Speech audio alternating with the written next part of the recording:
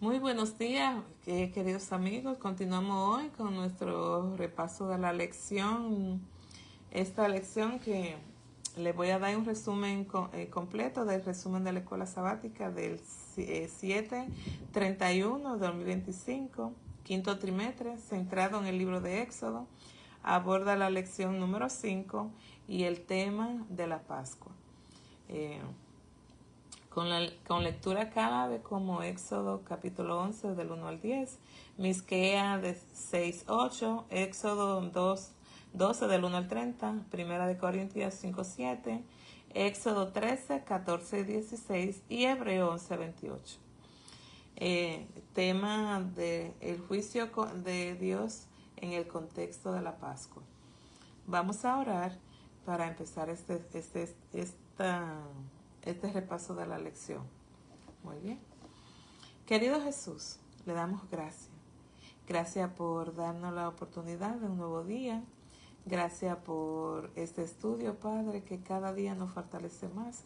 Le pedimos que sea usted quien nos dirija. En el nombre de Jesús, amén. Muy bien. El juicio de Dios en el contexto de la Pascua. La 10ª plaga nos muestra el juicio directo de Dios sobre Egipto, marcando la liberación de Israel. Este evento es vista como una manifestación del juicio divino justiciero contra la opresión idolátrica y cruel sobre su pueblo elegido. La justicia de Dios frente a los falsos dioses. Entonces, el contraste entre el Dios de Israel y los dioses paganos. Cuando los egipcios sufren las plagas, las autoridades religiosas pierden su poder y su prestigio. El juicio divino como parte del plan redentor. Aunque el juicio es severo, está intrínsecamente conectado con la misericordia de la liberación del pueblo, que es una señal del compromiso de Dios para rescatar, no solo castigar a aquellos que sufren. ¿Qué aplicación práctica podemos ver para nosotros el día de hoy? Para nuestra fe. Se profundiza en cómo este juicio histórico nos instruye sobre el juicio final, donde Dios juzga con justicia y perfección moral, pero también con misericordia. Se enfatiza que será un evento que revelará la fidelidad de Dios y su integridad ante toda la creación. Ahora, ¿cómo nosotros podemos preparar una guía para la clase? Motivos de juicio en Egipto puede ser un tema. Que podemos aprender del propósito de Dios al enviar las plagas, de dioses paganos, puntos que podemos analizar, cómo estos muestran estos eventos que Jehová supera a cualquier dios. Podemos hablar de justicia y redención, de cómo equilibra Dios sus atributos de justicia y misericordia. Podemos ver el paralelo con el juicio final. ¿Qué implica para nosotros entender este juicio interactivo o investigativo en el contexto adventista? ¿Qué aplicación personal podemos sacar? ¿Cómo afecta nuestra forma de vivir y testificar hoy este entendimiento del juicio? Ahora, en la doctrina adventista, comenzó en 1844. Según la interpretación de Daniel capítulo 8:14, se describe en la expectativa del juicio previo de la segunda venida de Cristo para el examen de la vida de los creyentes. El juicio bíblico general. La Biblia presenta múltiples ejemplos del juicio divino, como Noé, Sodoma y Gomorra, Sodoma y las plagas de Egipto, que también apuntan al día de la gran tribulación y el juicio final, descrito en Apocalipsis y Daniel. En conclusión, hermano, el mensaje central para para nuestro estudio de hoy y enseñanza es que el juicio divino, como parte del tema de la Pascua, nos revela la soberanía de Dios sobre los sistemas de poder de los falsos dioses, su justicia frente al pecado y la opresión, su amor redentor que no solo acusa, sino que rescata, una visión clara del juicio final que combina la verdad del carácter de Dios con la esperanza de la salvación. Ahora, acerca de cómo hirió Dios a los primogénitos en Egipto y por qué se centró Dios en los primogénitos. Aquí también podemos ver el capítulo de Hebreos 11:28. Esta es una excelente pregunta que vamos a profundizar en Éxodo 12:19 al 30 y Hebreo 11 y Hebreo. Centrado en el juicio de Dios, centrado en los primogénitos de Egipto y la séptima plaga. ¿Y por qué Él se enfocó en los primogénitos? Entonces, la muerte de los primogénitos. En este pasaje, Dios ejecuta el juicio final sobre Egipto, que es Éxodo capítulo 12 del 19 al 30. Y aconteció que a la medianoche Jehová hirió a los primogénitos en la tierra de Egipto. Eso está en Éxodo 12:29.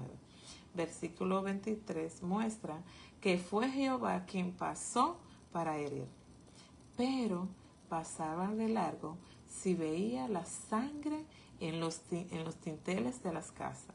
Versículo 30 dice que hubo un clamor muy grande en Egipto, pues no había casa donde no hubiese muerto. ¿Por qué Dios se enfocó en los primogénitos? Simbolismo del primogénito en la cultura antigua. El primogénito representaba el heredero, la fuerza del padre, y en muchas culturas la promesa del futuro de una familia. En Egipto, el faraón y su hijo eran considerados divinos y representaban el poder nacional. Tocar al primogénito era tocar la esencia del poder de egipcio.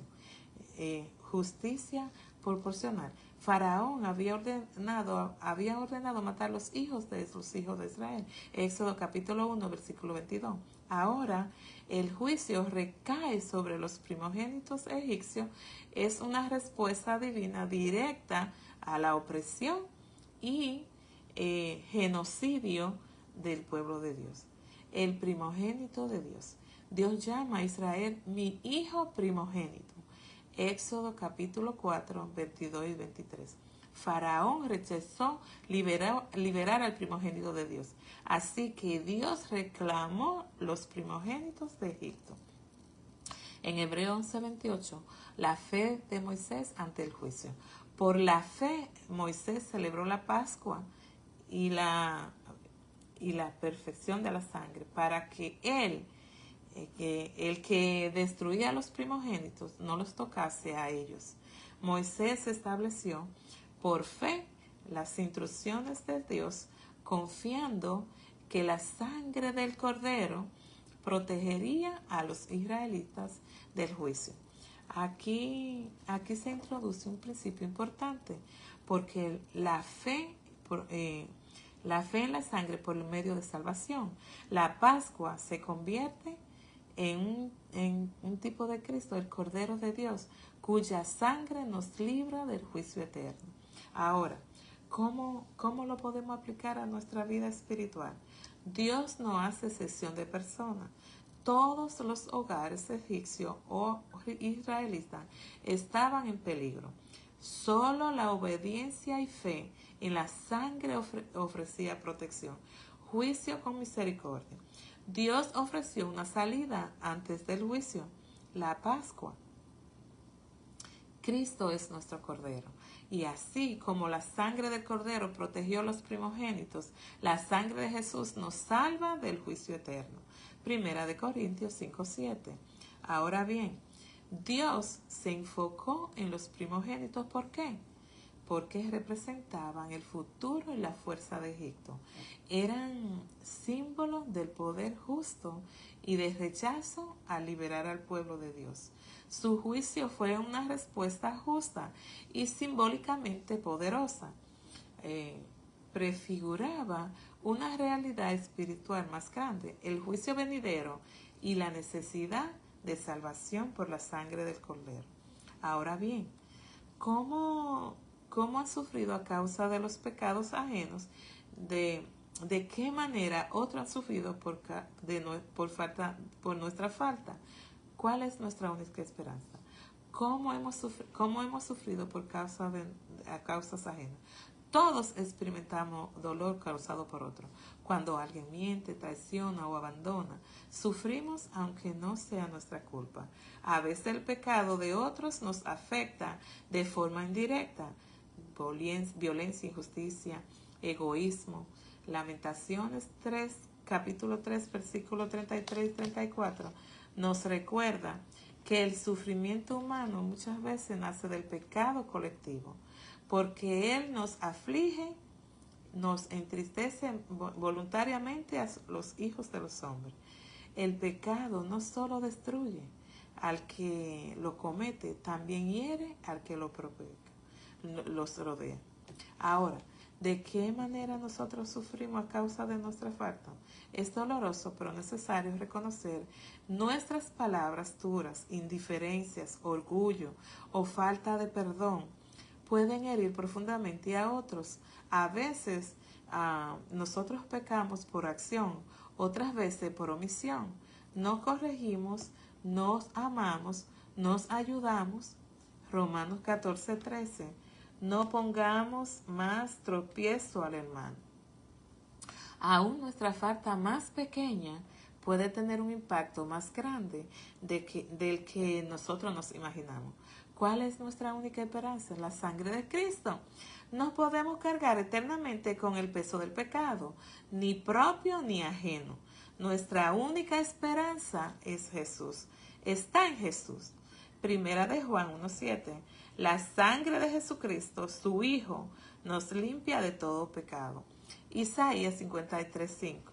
Mas Él herido fue por nuestras rebeliones y por sus llagas fuimos nosotros curados.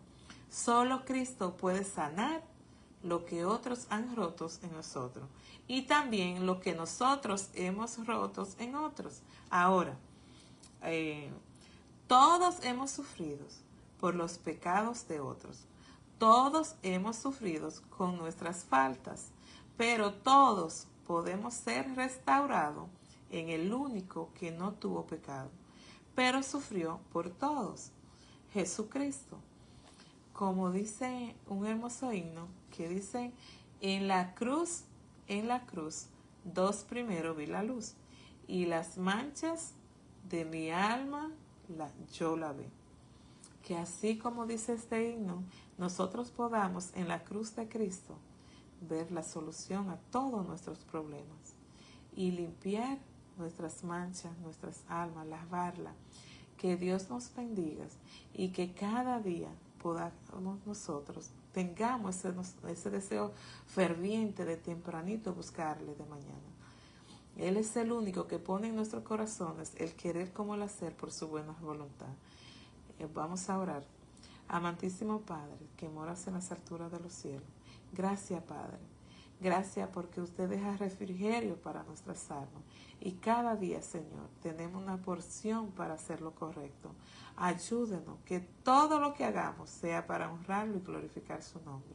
Y que así es que de la única manera nosotros podemos lograr nuestra salvación, reconociendo su sacrificio en la cruz del Calvario. En el nombre de Jesús. Amén y amén. Que Dios les bendiga.